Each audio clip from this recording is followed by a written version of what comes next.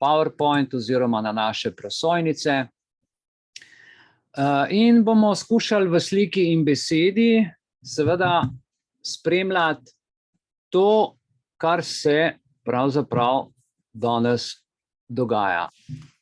V dveh delih smo rekli, da bomo danes se pogovarjali, zakaj v Sloveniji ni javne razprave pred gradnjo pametnih mest in pri postavitvi javnega nadzora s pametno mestno razsvetljavo. Ok, pa se lotimo najprej na nek način tega našega prvega dela. Zakaj sem pravzaprav postavil sploh to vprašanje? To vprašanje sem postavil zaradi tega, ker se sprašujem, kako je prišlo do tega, da do nas državljanov, sploh v tej agendi, ki jo vidite na zaslonu, ker vidimo Republika Slovenija, uradno sprejela agendo, o kateri ni bilo javne razprave, o kateri se nismo pogovarjali in za te kvadratke sploh ne vemo državljani, kaj kater kvadratek predstavlja. To se pravi, to je moje osebno mnenje. Jaz sem dosti na internetu, dosti sem tudi v javnem življenju, sledim, ampak jaz sem to slučajno našel. Jaz za to spletno stran nisem vedel. Ne? Zdaj, lahko, da smo seznanjeni, ampak mogoče inverzno, da se dela nekaj dobrega, nekaj lepega. Ne? Ker sedaj, ko gledamo, nismo mi več tisti, ki uravnavamo in volimo državo, temveč država uravnava nas, državljani, na načine, kot smo jim bili priča po moji oceni zadnja 3 leta. In kaj gre narobe? Ugotovil sem, da država izvaja nad državljani humanitarno pravo, namesto da bi spoštovala človekove pravice in naš družbeni dogovor. Kakšna je razlika med humanitarnim pravom in človekovimi pravicami? Torej, dragi moji, humanitarno pravo je vojaško pravo. Vojaško pravo rešuje tako imenovane življenja in premoženja ljudi na terenu s pomočjo vojske in njenih podsistemov. Ok, tukaj ne pride upoštev spoštovanje človekovih pravic. So drugorazredne v takem primeru oziroma jih sploh ni več. Morda vam bo zdaj jasno, zakaj iz IHR 5 črtajo človekove pravice, ker smo v bistvu v vojni. Mi smo trenutno v humanitarnem pravu, kjer človekovih pravic več ni. Ko človek to razume, potem ima razlog, da se tudi sistemsko in upravičeno temu upre in brani v času vojne. Kajti človekove pravice so, veste kako, zgolj lokalni, okrajni, nacionalni problem. Nacionalnost pa je povsem izbrisana v zadnjem času, meglena, pojedla jo je globalna zver. Zakaj in kako je do tega prišlo, da vam to govorim? Prisluhnimo človeku iz prve roke. As various nations and power groups struggle for supremacy over this new world government and how everybody else in the entire world seems to know what's going on except the American citizens who have been kept in the dark. Now, one of the things that has made me extremely successful and one in which the New Agers, the globalists do not want to touch or argue with from the standpoint of trying to prove me wrong is that I use their own documents against them.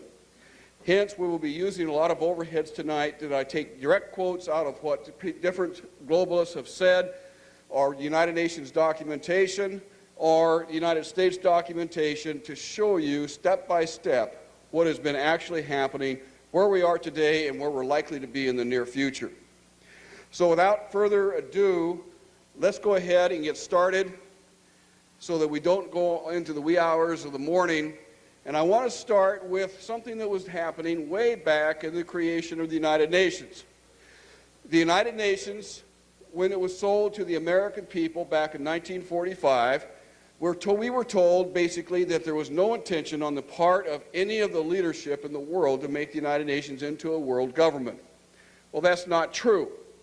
The following year, Assistant Secretary William Benton made a speech before UNESCO, that was the first year of UNESCO, in which he said, and I quote, "As long as a child breathes the poisoned air of nationalism, education and world-mindedness can produce only precarious results.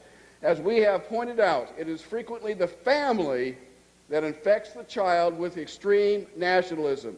The schools should therefore use the means described earlier to combat family attitudes that favor jingoism or, as it's defined, nationalism, and we shall see presently recognize in nationalism the major obstacle to the development of world-mindedness. We are at the beginning of a long process of breaking down the walls of national sovereignty. UNESCO must be the pioneer. That was 54 years ago, and we're almost there now. Perhaps by the end of the year 2001, we will have a world government. Now, it may not happen that soon, and we'll discuss the ins and outs and the ramifications of what's liable to happen a little bit later on in my discussion. One of the things that we need to recognize as to how this is being done. And the best, most succinct diagram or illustration of this that I could find comes from a man by the name of Professor Carroll Quigley, who was a Harvard economist, who also a historian, and also was at George Washington University. Is that right? That seems wrong for some reason. Georgetown University, thank you, in Washington, D.C., where he taught William Jefferson Clinton. During the 1950s and the 1960s, Professor Carroll Quigley had an inside track within the international community in which he communicated, they accepted him as one of their own, and he studied from a historical standpoint the ins and outs and nuances of what this group of people were attempting to do. And he wrote a book then that was published in 1966 called Tragedy and Hope.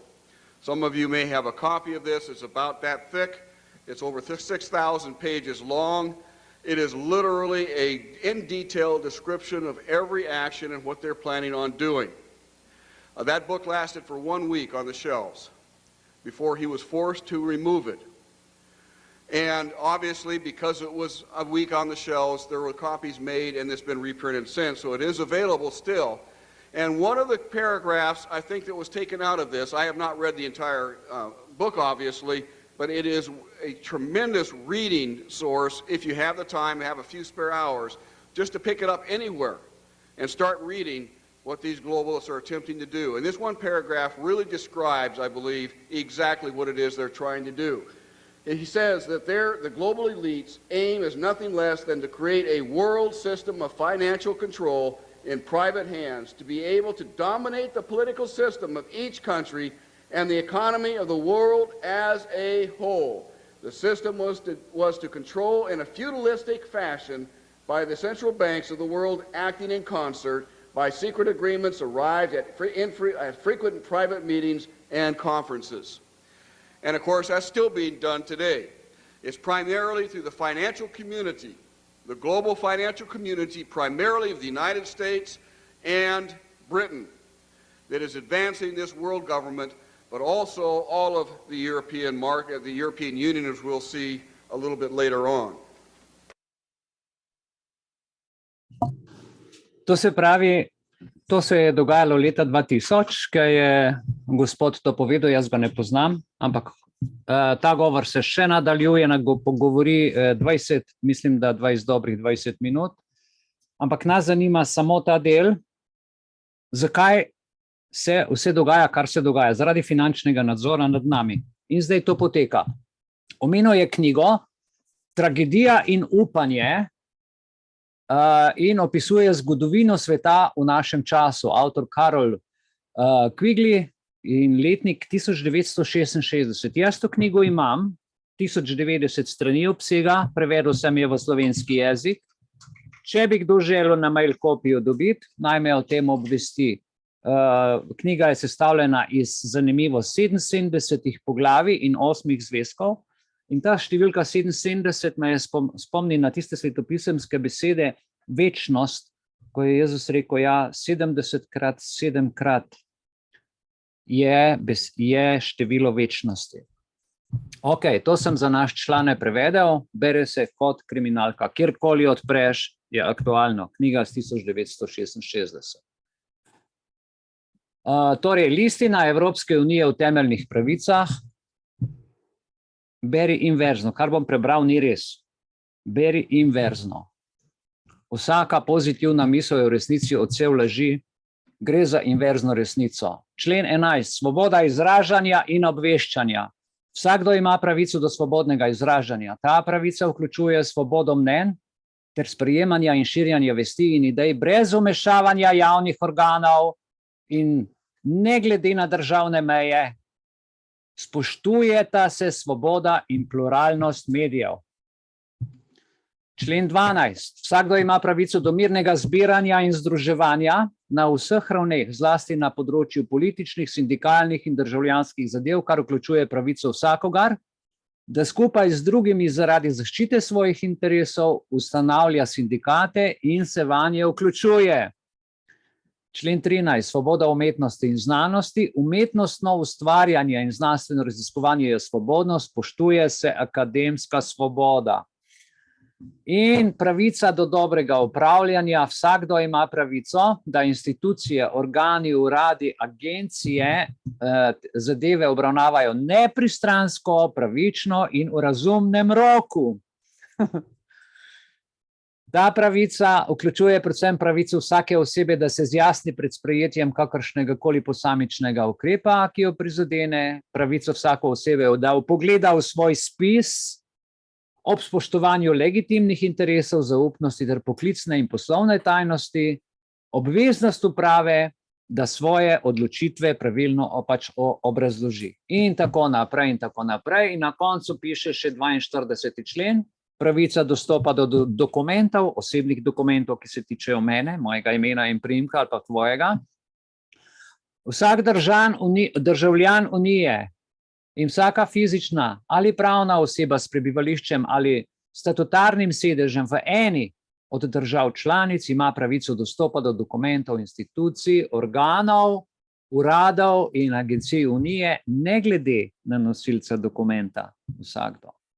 Kakršnokoli omejevanje, uresničevanje pravic in svoboščin, ki jih priznava ta listina, mora biti predpisano zakonom in spoštovati bistveno vsebino teh pravic in svoboščin.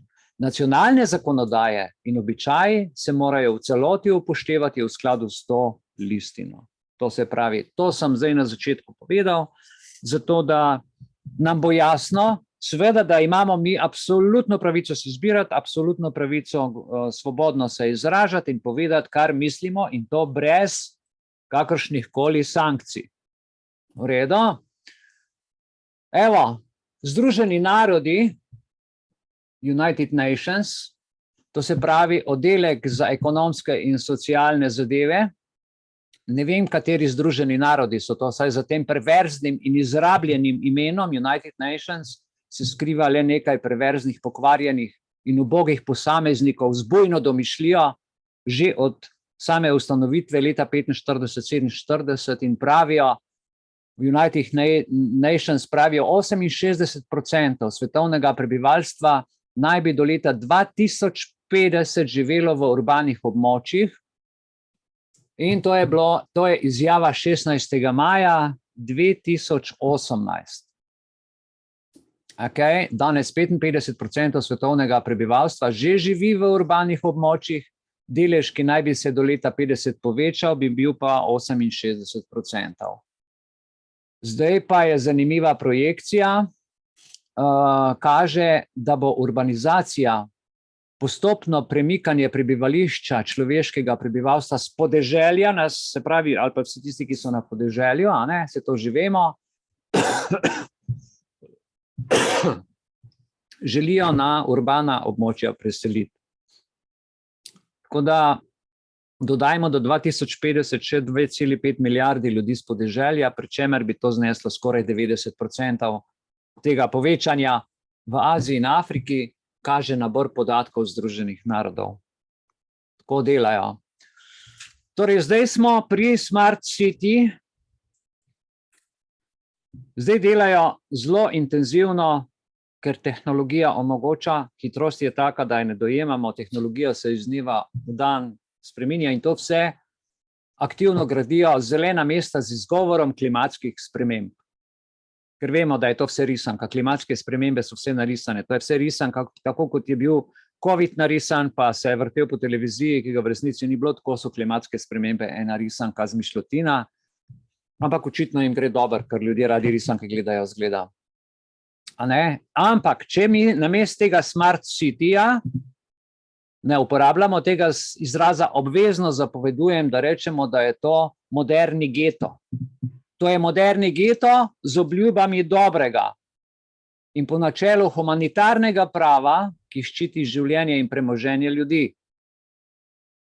Zakaj je sploh prišlo do takega stanja, se marsikdo sprašuje. Delni odgovor je vsak lahko dobil v zadnjih 3 letih. Poglejmo, kaj na to vprašanje pove nemška evropska poslanka Christine Anderson izpred 3 dni nazaj. V intervjuju za Epoch je Christine o 15-minutnih mestih povedala sledeče in ker je, upam, da boste razumeli hrvaški prevod, jaz sicer imam tle slovenski prevod, ampak upam, da boste razumeli, da malo skrajšamo, ker bistvo boste. A highly developed society. You know, I mean, lots of smart people, well-educated people, but it was possible for this society to turn evil to an extent that is unimaginable even, you know, and that should get you thinking, well, how was it possible? And that's the question, you know, we always get asked, how was that even possible? Well, take a look at the last 3 years and you have your answer. And I think there is another thing that we really need to embrace as individuals. We just need to be clear on one thing. Each and every one of us is capable of inflicting the most horrible atrocities on our fellow mankind, given the right circumstances. But if you are not aware of the fact that, yes, you are able to do the same thing, then you have no mechanism to fight it once you are put in a position like that. I mean, there's a lot of people that think of themselves or would like to think of themselves that they would have been in the resistance back then. Well, take a look what you did in the last 3 years and you have your answer. Most of the people would not have been in the resistance back then because they just went right along with everything the government asked them to do. Dragi moji, ob sodnem epilogu teh ljudi se mora zgoditi družbena katarza, ker marsikomu še sploh ni jasno, zakaj gre, kakšno zlo se skriva za to 3-letno COVID operacijo. Tako kot je rekla, pot je še dolga, vendar smo začeli in poti nazaj več ni. Poti nazaj več ni. Hvala ji, ker se toliko trudi in dela. Zdaj pa tako, evo, mesta, kdo ali komu smo ljudje dali pristojnosti, s katerimi se ščiti naše življenje in naše premoženje? Kdo so tisti ljudje, ki so za to pristojni? Jaz sem se osebno vprašal, kdo so ti ljudje. Večina ljudi pravi, da to v mestu izvaja policija, ščiti življenje in premoženje ljudi. Ok, oni so edini, ki so za to pristojni. Fizično, da te varuje in ščiti.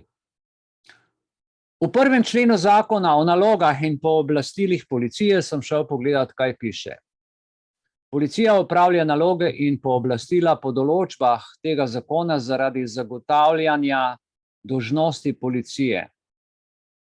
To je zanimivo, ker v 3. členu piše, policijsko pooblastilo je z zakonom določen ukrep, ki policistom omogoča opravljanje policijskih nalog in s katerimi se praviloma posega v človekove pravice ali temeljne svoboščine. Ali druge pravice.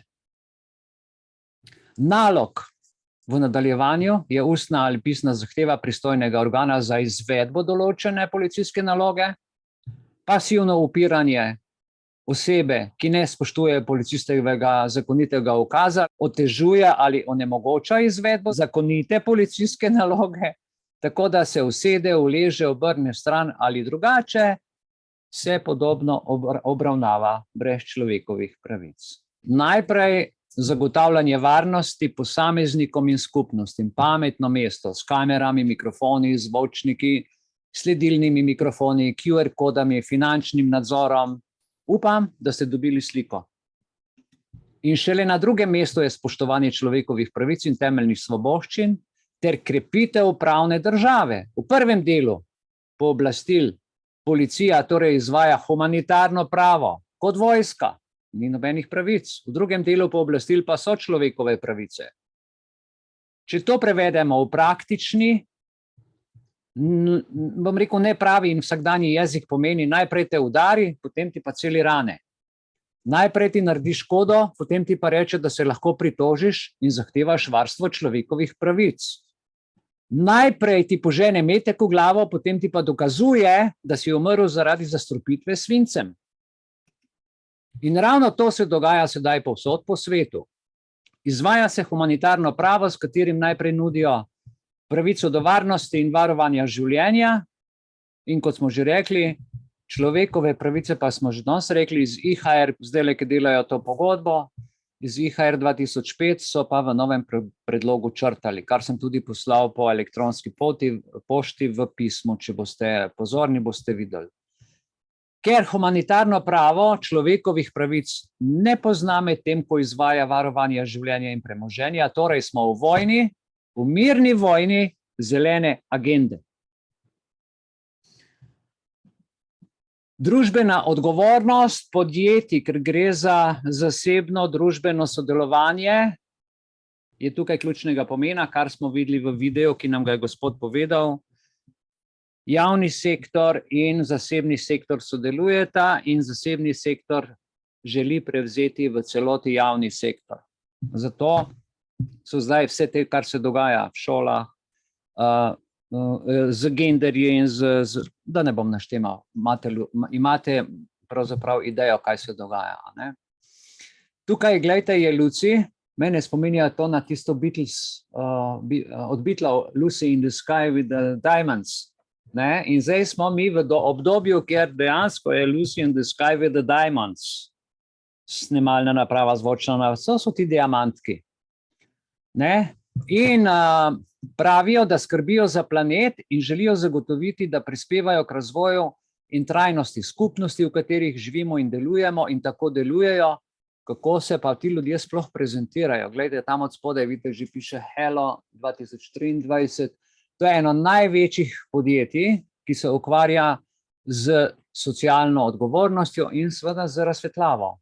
No, oni se tako predstavljajo. Slika vam pove vse. In kaj so med pandemijo naredili? Vodili so pandemijo tako, da so v bistvu posojali kot firma, ker so močno ogromno podjetje, zdravnikom in vsem, ki so delovali v pandemiji, stanovanja, da se niso rabili voziti, ker je bilo omejeno gibanje, ker je bilo 1 milijon stvari. In ti isti ljudje, zdaj zdravniki, politiki in vse to, ker so jim tukaj dali ta stanovanja, seveda vračajo zdaj uslugo in pri njih naročajo digitalne stvari, lučke in tako naprej. Se pravi, gre zdaj za to vračilo usluge. Okay? In kaj se dogaja? Poglejte, tukaj je čisten preprost primer. Mesto Calgary je pod okriljem podjetja Lucy zaključilo 4-letni projekt zamenjave 80,000 uličnih luči po mestu z novimi energetsko učinkovitimi LED žarnicami. Vsaka žarnica ima v sebi še kaj drugega kot samo lučko. Dalje, več kot 90,000 uličnih svetilk po vsej provinci.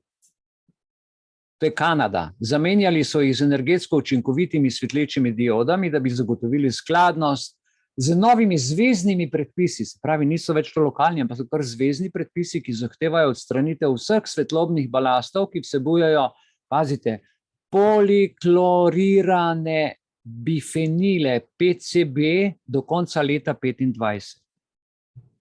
Jaz sem hotel samo o tem, kar sem zdaj povedal, se pravi poliklorirani bifenili, PCB, namreč leta 80 so ugotovili, da so vse električne naprave, gospodinjske naprave, vsi električni priključki, vse izolacije, vsi električni transformatorji, Vse, kar se tiče elektrike, karcogeni, visoko strupeni, zato je bilo toliko raka, zato se je pojavil rak. Se pravi, kjerkoli si se dotaknil stikala za vklop izklop, hladilnika, vse, kar je bilo narejeno iz te mase, ki ni prevodna za elektriko, je visoko karcogena. In potem odpadki, ki so jih delali, so jih nepravilno odvažali, so se v bistvu v zemljo, kjer so to dali, in je potem to voda spirala in je šlo v vodo. In potem dalje so ljudje pili strupeno vodo in se zastrupljali. Tako da tale PCB je pripeljal do tega, ko so to odkrili, so rekli, zdaj moramo pa na celem svetu vse zamenjati.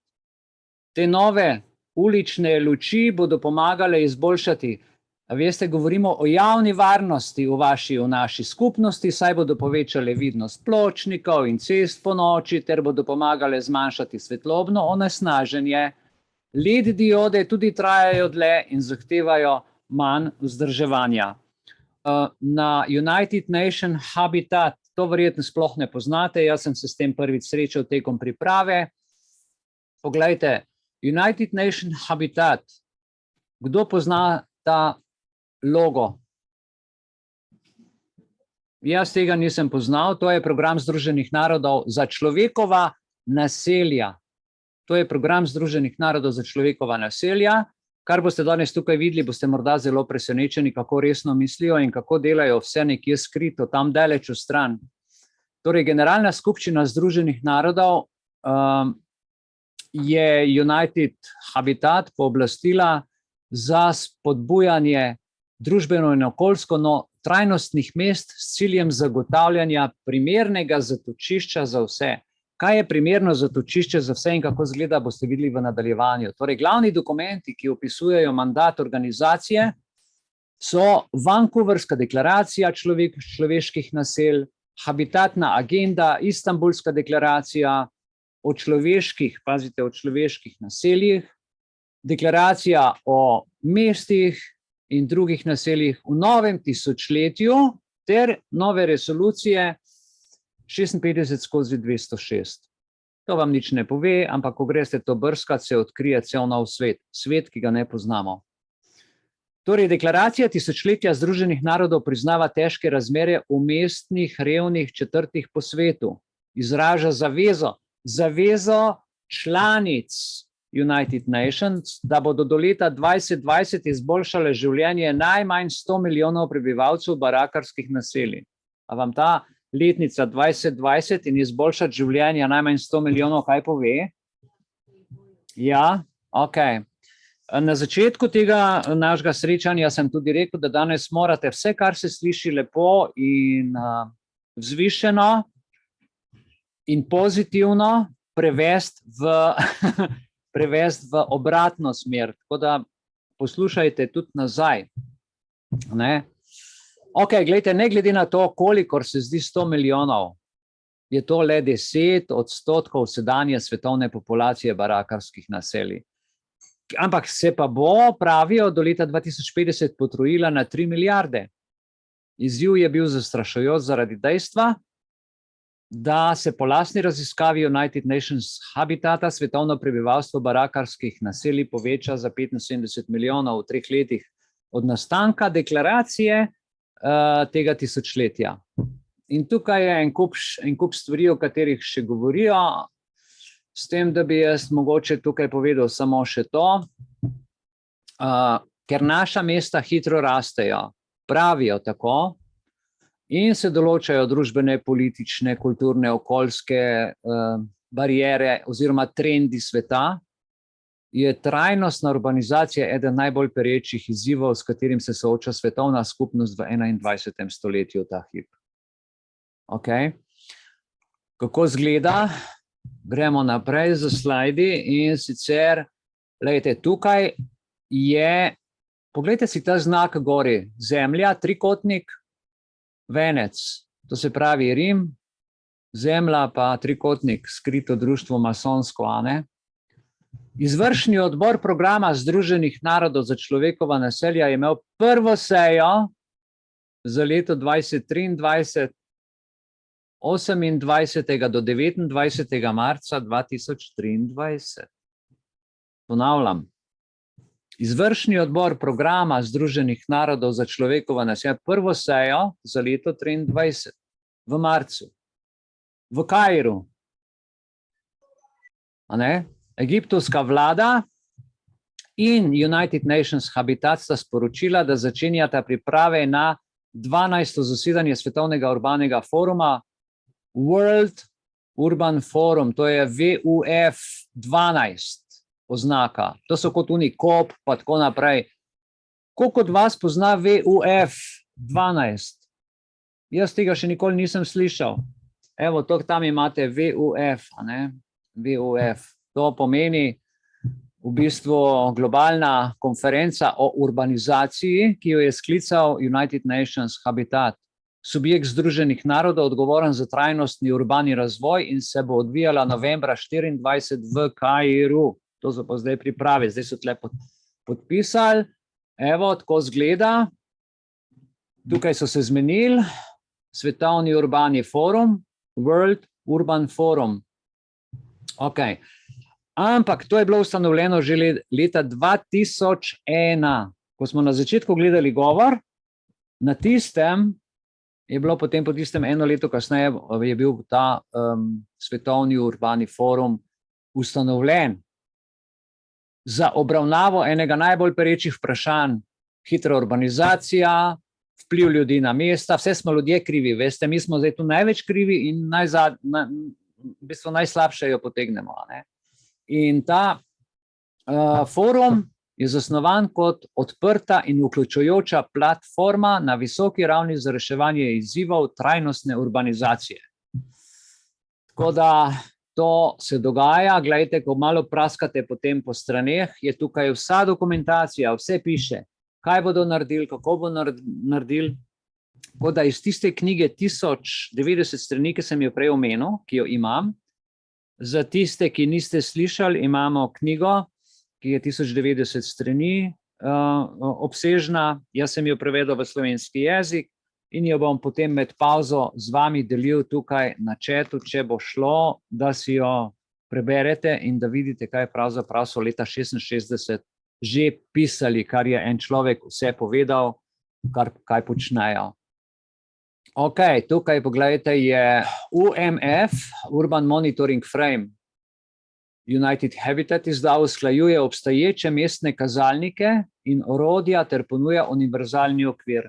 Zakaj vam se to kažem? Ker na začetku sem pokazal našim članom ministrstvo strani 17 tistih ciljev, goals, ki jih reklamira tudi Svetovni gospodarski forum, pa jih United Nations, pa zdaj grejo to po celem svetu in tudi na spletni strani naše vlade je teh 17 ciljev narisanih. Ne vem pa, koliko smo državljani o tem obveščeni, kaj izmed teh kvadratkov, kaj kateri kvadratek pomeni in kako zadeve sploh tečejo. To sem povedal zato, ker je ta zadeva tukaj razložena, ampak o tem se pogovarjajo samo ne vem kdo, ministri, predsednik vlade, predsednik države, potem nevladne organizacije, skratka, ne vem, kako je ta struktura narejena, ampak bomo prišli do konca, bomo videli, kako gre. To se pravi, ta zadeva obravnava tudi gospodarske, socialne in okoljske razsežnosti trajnostnega urbanega razvoja, vključno z urbanim podeželjem in medsebojno povezavo. Tako da gre v bistvu za mesta. No, gledajte, tukaj je naslednji dokument oziroma njihova spletna stran, kjer pravi najprej se pravi nova urbana agenda, potem imajo konference, potem imajo zaveze, potem pa dokumentarni arhiv in to vse teče, kot mora teči. Po njihovih, zdaj te agendi gre to vedno hitreje, ker je tudi tehnologija lažje, e-maili, telekonference, vse se dogaja s svetlobno hitrostjo, to se kar nadalje zmenijo. Spomnite se, koliko je bilo odlokov, ko smo bili v času COVID-a, koliko odlokov, koliko je bilo vsega tega dokumentacije, da tle domači nismo uspeli slediti. In to je bilo vse po hitrem postopku, en teden, drug teden, tretji teden, pa je odlok padel, pa prenehal veljati, pa spet. In tudi, če je bil proti človekovim pravicam oziroma je bil protiustaven, so rekli, se zdaj tako ne velja več, se ne splača o tem razglabljati. Škodo, ki smo jo pa doživeli, pa kdo pa o tem razpravlja? O tem bomo danes še govorili. Tukaj sem že povedal našim članom, za tiste, ki smo se zdaj na Zoomu kasneje srečali, da sta dve vrsti prava, humanitarno pravo in pa človekove pravice. To sta dve totalno diametralni zadevi. No in tej knjigi na tej spletni strani piše, gledajte, kaj piše zanimivo. Tukaj imajo globalni kontekst, mi govorimo o zelenih mestih. Približal sem vam, kaj piše. Mesta danes zavzemajo le približno 2% celotnega ozemlja. A si predstavljate? 2%. Od teh 2%, od 2% globalnega ozemlja, ki jih mesta zavzemajo, so pa šli računati gospodarstvo. In zdaj mi rečemo svetovno gospodarstvo, 70% BDP, več kot 60% globalne porabe energije. Govorimo o 2% ozemlja, oni pa rečejo 60% svetovne porabe globalne energije in 70% je odpadkov po svetovnih, a ne? V bistvu pa na 2%. Dajte to prevaro malo, tukaj javno piše. Mesta danes zavzemajo le približno 2%, evo, cities today occupy approximately only 2% of the total land. However, se pravi, na 2% mestnih površin izračunajo odstotke gospodarstva, globalne porabe energije, toplogrednih plinov, odpadkov, vse, kar je, se pravi, 98% sveta je čistega, lepega, krasnega. Zemeljske površine povsem uporabne za življenje in širjenje. Nas pa v mesta silijo. V celotni zadevi gre torej zgolj za finančni nadzor prebivalstva, za zasužnjevanje in lastninjenje preostalega sveta, ki je na voljo vsem ljudem. In kaj je najbolj zanimivo, Slovenija na tem serverju seveda sodeluje z novo urbano agendo, a ne? Server se imenuje Habitat 3 oziroma H3. Če bom šel enega nazaj, pogledajte, na vrhu gor črni okvirček piše H3. Je H in 3. In če se boste tukaj desno spodaj je link, si ga dajte ali slikati ali pa to in dajte si to pogledati. Habitat 3.org tako. Ampak bo še ta link se bo še pojavil. Evo, dam še enkrat, če bi še kdo želel. Potem je pa naprej na istem serverju nova urbana legenda v slovenskem jeziku in H3. To je v slovenščini in kaj pravijo? Tukaj noter sem jaz prišel do izraza, zato sem bil pozoren na to razliko med humanitarnim pravom in človekovimi pravicami. Dobro poslušajte, zapomnite si, morda si zapišite, morda si označite kakšen stavek. Humanitarno pravo, ki se sedaj izvaja, ki ga izvajajo United Nations in države nad nami, državljani in ljudmi, in človekove pravice sta dve ločeni področji mednarodnega prava, ki se osredotočata na zaščito različnih vidikov človeškega življenja in dobrega počutja. Torej, humanitarno pravo, znano tudi kot mednarodno humanitarno pravo ali vojno pravo, je veja mednarodnega prava, ki ureja pravila in načela za zaščito ljudi in premoženja med oboroženimi spopadi in vojnami in zagotovi humanitarno pomoč žrtvam vojn in konfliktov. To se pravi, oni nam s temi svetilkami, s temi pametnimi mesti zagotavljajo pomoč, kar smo v konfliktu, in nam nudijo prvo pomoč, da nas zaščitijo. Mednarodno humanitarno pravo se uporablja za urejanje ravnanja vojnih udeležencev, da bi se ohranila človeška dostojanstva in preprečilo nepotrebno trpljenje in zločini, kot so mučenje, usmrtitve, posilstva, prisilno izginotje. Rabim še kaj dodati? To je humanitarno pravo.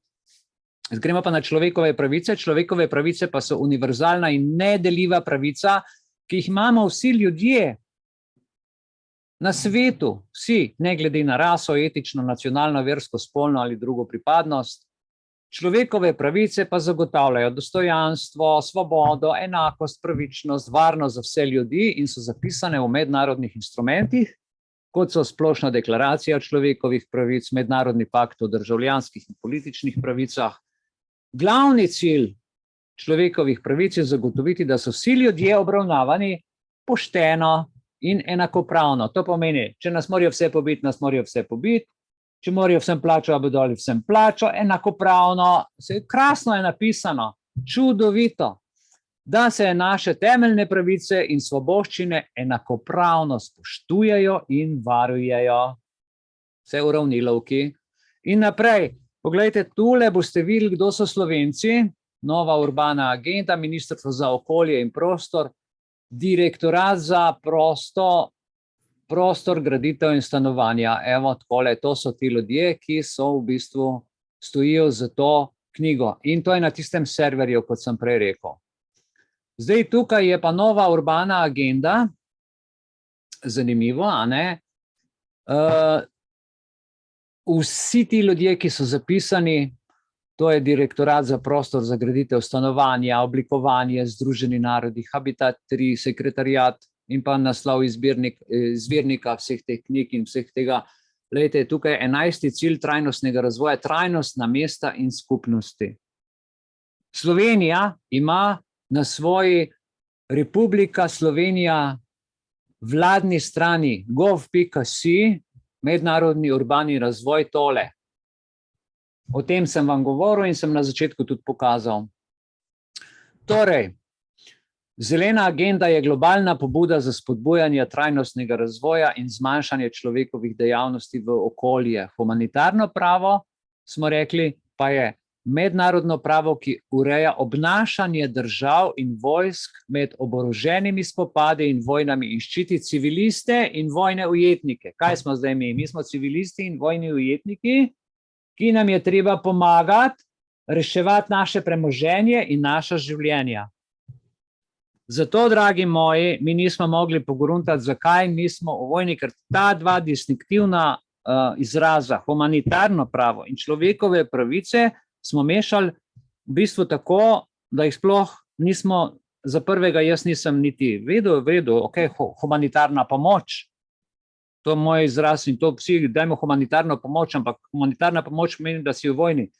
Humanitarno pravo, ki se pa izvaja ob humanitarni pomoči, je pa diametralno nasprotje človekovih pravic. Ampak je tako humanitarno, tako lepo. Zdaj, čeprav sta zelena agenda in humanitarno pravo na prvi pogled zdita neodvisni temi, sta pa na drugi strani seveda zelo povezana pojma. Okoljske spremembe in podnebne spremembe lahko namreč posredno in neposredno vplivajo na varnost in blaginjo ljudi ter s tem sprožijo oborožene spopade, konflikte. Se pravi, če humanitarno pravo meni naredi škodo, če nisem mrtev, se bom boril in lahko naredim konflikt. In se borim za svojo pravico. In tega se tudi bojijo. Naprimer, spopadi zaradi odstopa do pitne vode, zaradi dostopa do pitne vode, surovin, proizvodnjo energije, v določenih delih sveta postajajo vse močnejši, pa tudi religiozni razlogi so in tako naprej. Poleg tega so okoljske spremembe lahko posledica oboroženih spopadov in vojn, potresi, poplave, povodnji, cunami in tako naprej. Na splošno, zelena agenda in humanitarno pravo delujeta v isti smeri z roko v roki. Zelena agenda je vojaški projekt in jih ne zanimajo človekove pravice. Ljudje, mi smo v vojni. Okay? Da smo v vojni, vidite tukaj Ustavno sodišče Republike Slovenije. Poglejte. Predsednik Ustavnega sodišča, profesor dr. Matej Aceto, se je udeležil kongresa 4. in 5. maja 2023 v Berlinu. Organiziralo ga je Zvezno Ustavno sodišče Nemčije. Na kongresu so predsednice in predsedniki Evropskih ustavnih sodišč razpravljali o tem, kako se ustavna sodišča spopadajo s problematiko podnebnih sprememb, namesto z ustavo. To se pravi, oni se zdaj ukvarjajo s podnebnimi spremembami, namesto da ščitijo našo ustavo, ki je pisana za ljudi, ne za njih. No, in zdaj je eden izmed govornikov, je bil seveda tudi naš dr. Matej Aceto. Tukaj vidite kot osrednji govornik, tako so poročali iz Ustavnega sodišča z novicami, in sicer je govoril na temo odgovornosti Ustavnega sodišča z naslovom Ustavnosodna presoja in podnebne spremembe, dvopičje, uporaba starih orodij za nove namene. To pomeni, uporaba starih orodij za nove namene, da nas bo lahko z istim šraufencigerjem ti zavije vijak na koleso, se lahko peleš ali te pa lahko zabode. To je uporaba starih orodij za nove namene. Oprostite, da sem tako rekel, ampak jaz to tako vidim, naj me kdorkoli naj me popravi. Dal sem Ustavno sodišče zato zraven, zato da se vidi, kako zgubljamo nacionalno, zato ker se ukvarjajo z agendo, to je globalna stvar, humanitarno pravo je globalna stvar, človekove pravice so pa lokalna stvar, nacionalna stvar, stvar nacionalne zakonodaje, ampak dobro, ko rečemo, gremo v Evropsko unijo, tudi to je še vedno nacionalna zadeva, ker smo pač Evropejci in imamo evropsko pravo, ne? Humanitarno pravo je pa svetovna, globalna zadeva in ne upoštevajo človekovih pravic, tako da boste vedeli. In zdaj zelena agenda je svetovni projekt, Ustavno sodišče se ukvarja z zeleno agendo, sramota. Torej, tukaj, poglejte, je ena zanimiva risanka in to, kar vidite, je zelena agenda. Tukaj je 17 ciljev, ki jih imajo narejene. Ne vem, kdo od vas je to pogledal, temu se reče SDG, Sustainable Development Guidance. Ima tudi interaktivno mavrično igrico, na spletni strani je recimo to možno spremljati v živo, vi pogledajte, kako lepo članki, prijave, se pravi, koliko je opravljenih del. Jaz sem to malo pobral, zato kar vidite, sem jaz z miško šel in se samo osvetljuje in kar te zanima, klikneš. Jasno, da se odpre, jaz sem potem tudi eno to kliknil, in se mi je odprla spletna stran in potem so vse države, poglejte, navedene. Tukaj imate primer no poverty, a ne? Ok, no poverty. Noben ne bo ubog.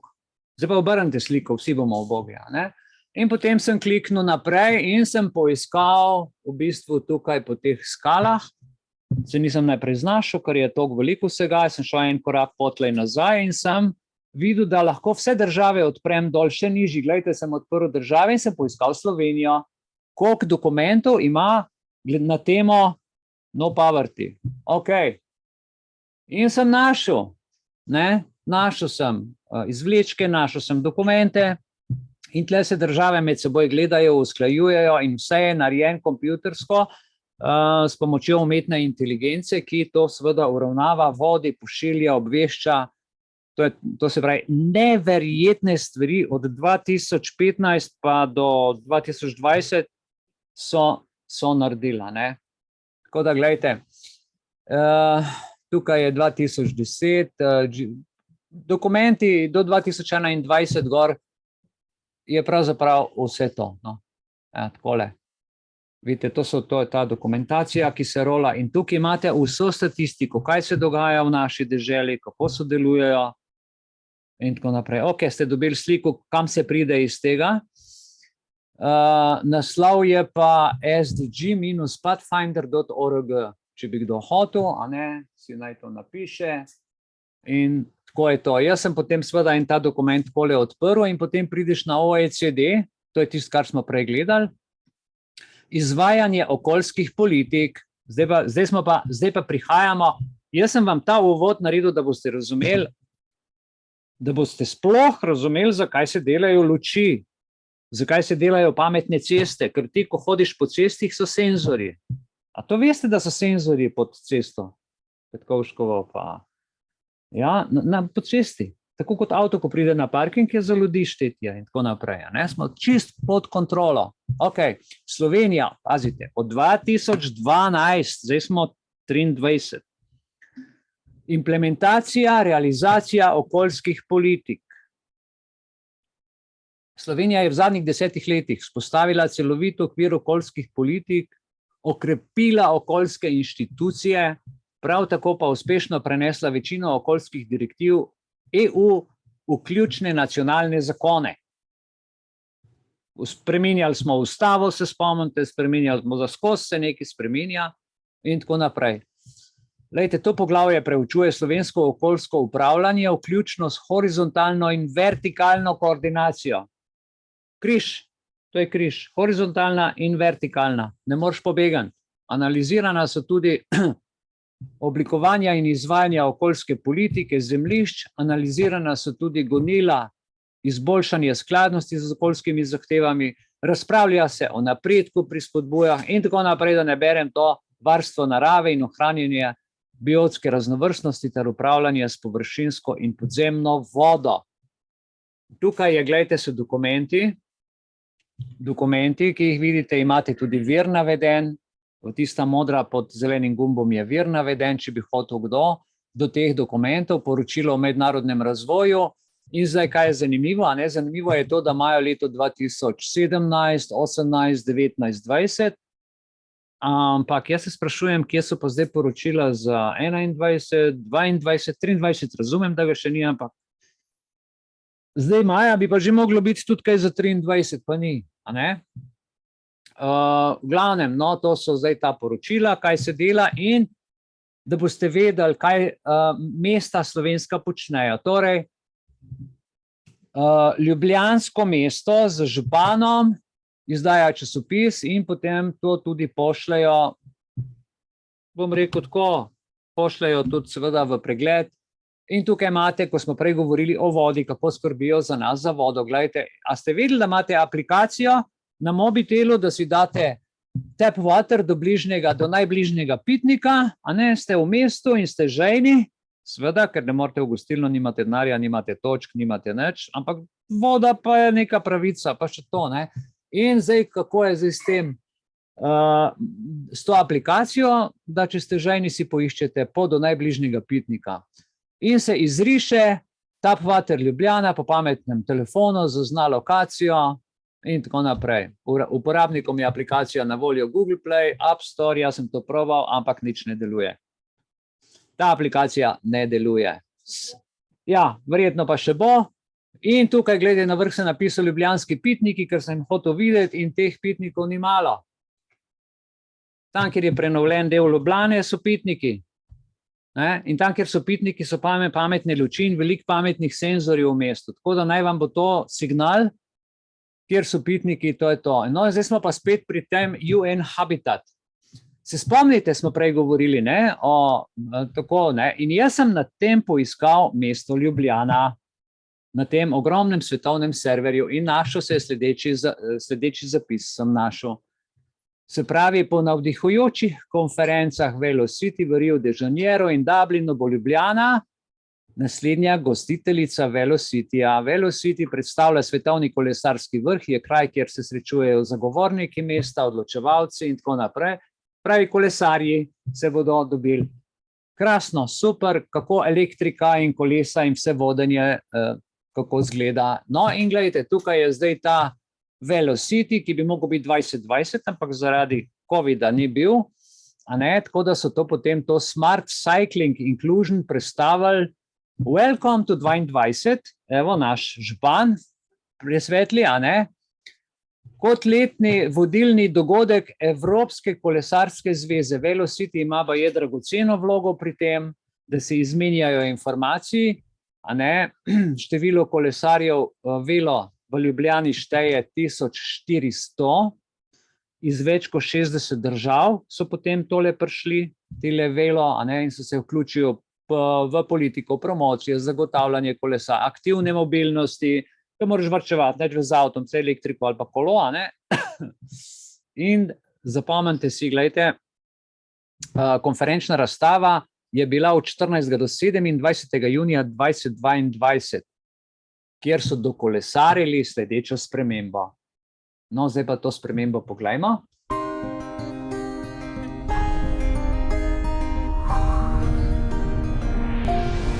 Pametno mesto je urbani center, ki uporablja tehnologijo za boljšo kakovost življenja občanov, za upravljanje virov na ekonomičen in trajnostni način ter za zmanjšanje okoljske onesnaženosti. Telekom Slovenije je skupaj s partnerji pripravil Modro mesto, povsem prilagodljivo ponudbo, ki modularno rešuje zahteve in potrebe naročnika. Osrednja komunikacijska postaja za pametna mesta v obliki ulične svetilke združuje vrsto tehnoloških rešitev, ki zagotavljajo varnost in udobnost bivanja v urbanem okolju. V osrednji komunikacijski postaji je mogoče določiti parametre, ki so pomembni za doseganje zastavljenih ciljev. Bodisi da gre za zmanjšanje onesnaženosti okolja, dvig energetske učinkovitosti ali zgolj informiranje prebivalstva. Prek interaktivnega zaslona pa lahko nato občani preverijo kakovost zraka v realnem času, zasedenost parkirnih mest, spremljajo aktualne novice in podajo svoje mnenje v zvezi s spremembami v občini. Pametne storitve bodo s prihodom nove generacije mobilnih omrežij 5G še bolj pametne, saj prinaša 5G nove komunikacijske protokole z manjšo porabo energije in zanesljivejšim prenosom podatkov ter nove priložnosti za okolju in ljudem prijazen razvoj gospodarstva. Pridružite se Modremu mestu tudi vi.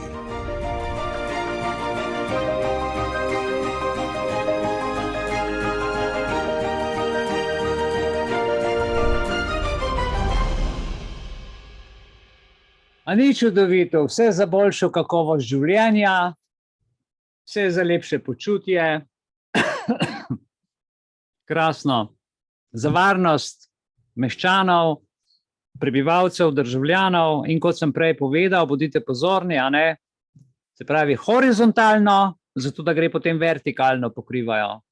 Horizontalno pokrivajo vsak centimeter, zato da potem v serverju totalen nadzor. In to zgleda takole, imate, lejte v Ljubljani, peljite se z nami, Nomago, poznate te avtobuse, ampak Nomago so tudi kolesa. Seveda, to so zdaj ta podjetja, ki potem se takoj prelevijo, razširijo svoje prevozna sredstva in kaj zgleda. Vzamete aplikacijo Nextbike, odklenete z aplikacijo kolo, plačate in kakšne so tarife. Tukaj imate price list, seveda je treba to plačati, to ni zastonj, ker to je sustainable, a ne, si moraš zaslužiti, da se s kolesom pelješ. In cenik se uporablja, čakajte, še gre malo nazaj, to je zanimivo, a ne. Za uporabo v mestni občini Ljubljani vključuje uporabo sistema Nomago Bikes, ki je blagovna znamka, in tako naprej za sisteme Nextbike. Eni to poznajo, eni se s tem seznanjamo šele, a ne. In gre za registracijo preko aplikacije, ki je 5 €, ampak če hočeš ti registracijo za 5 € narediti, moraš najprej na računu imeti 300 €, če slučajno koleso ne vrneš. 300 do 400 € moraš imeti, da ti sploh se lahko zregistriraš.